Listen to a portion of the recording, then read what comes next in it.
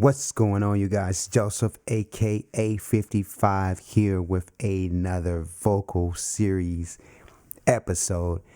First of all, let me give a quick shout out to Reed Stefan. If you don't know who this guy is, check him out. Reed Stefan. Love what you're doing. You're actually one of my inspirations as to why I started dedicating videos to vocals, because you have inspired me. You've taught me a lot about recording vocals. And this particular video, I want to show you. Let me back up a quick second.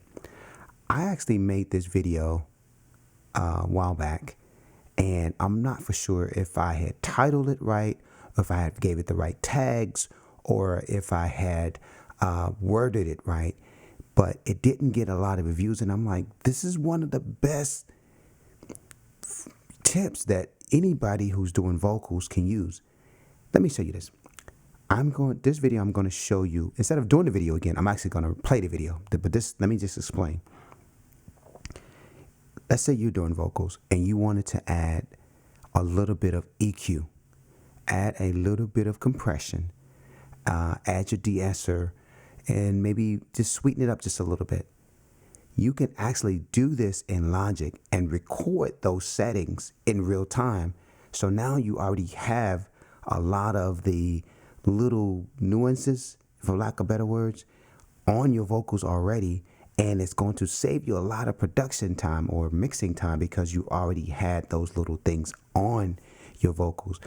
Logic allows you to do that. I'm going to show you a way that you can do that and do it in real time. It's almost like having an outboard gear, a rack mount outboard gear.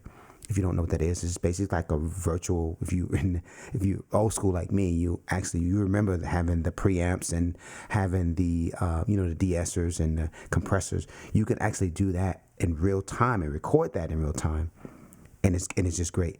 I actually, just as another tip, I actually put a little bit of gain on my vocals as well as a noise gate. So now I can have my sound coming in completely clean and warm and compress just a little bit, so I don't overkill the vocals itself, the volume. And I can do that in real time, record that all in real time. So let me show you how to do that with this video.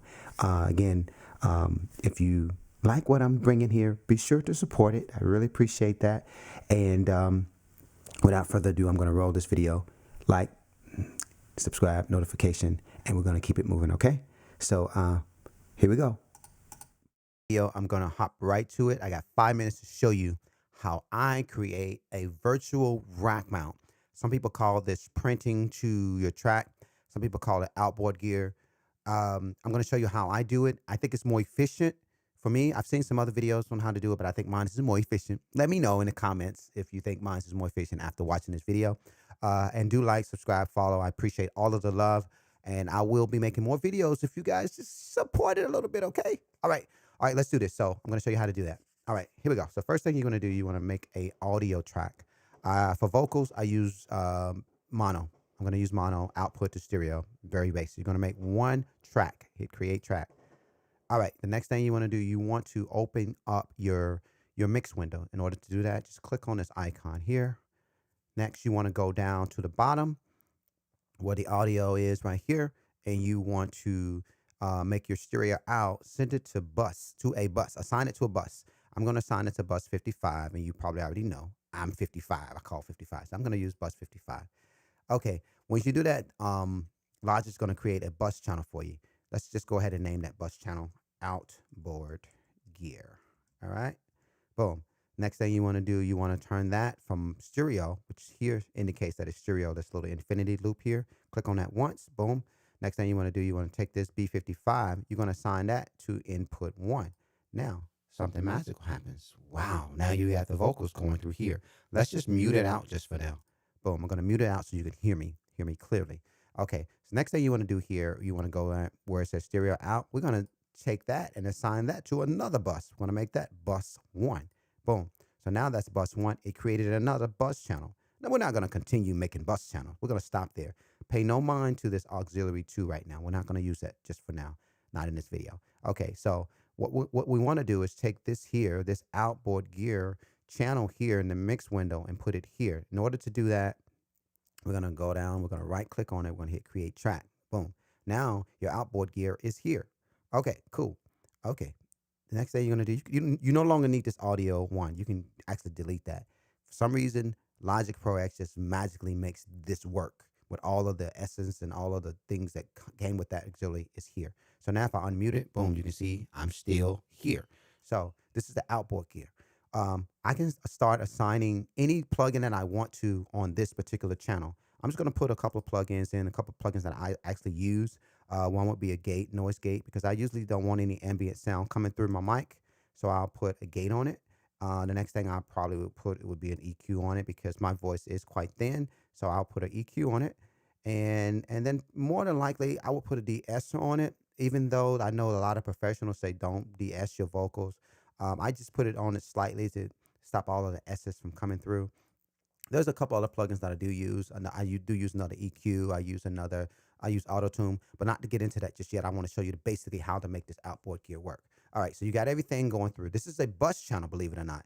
And this bus channel got plugins effects on it. And I'm sending this bus channel to another bus, right? So I'm sending this to bus 1. So now every track that I record on that has bus 1 is going to have all of the plugins that I'm adding onto this.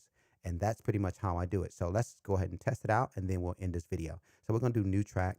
Okay, new track here, another mono track. Boom. And I'm going to name this test 1, right? Hit test 1. So now I want to, in order for this to work, I want to assign test 1 to input 1, right? So I'm going to go to bus 1, outboard gear. That's where it's coming out of here, right? And it's going into test 1, right? So let's just record it and see if it works. Let me take this mute out, and I'm going to record something, and you'll see the difference. All right, watch this. 1, 2, 1, 2. Let's first add a little bit of EQ to it. I'm going to put a little bottom on my voice just so you can see that this does work. I sound like Darth Vader. Okay, let's try it and record it that way. Okay. All right, so let's hit the record button. 1, 2, 3, I sound so big and dark because I am who I am, your father. Okay, now let's just mute that, right? I'm going to mute it so you can see that it's nothing's on it. And this channel has recorded with all of the plugins on it, and it's going to print it that way. Watch this. 1, 2, 3, I sound so big and dark because I am who I am, your father. Wow. So see, that's how you do it. So I think it's more efficient to do it that way as opposed to some of the other ways to print. And you can put it on any track. You can put this outboard gear on any track. You just add the bus, and that's pretty much how you do it. Again, I hope you like this video. I hope you subscribe to my channel and leave a comment. Let me know if there's anything else you want to know about Logic. I know quite a bit.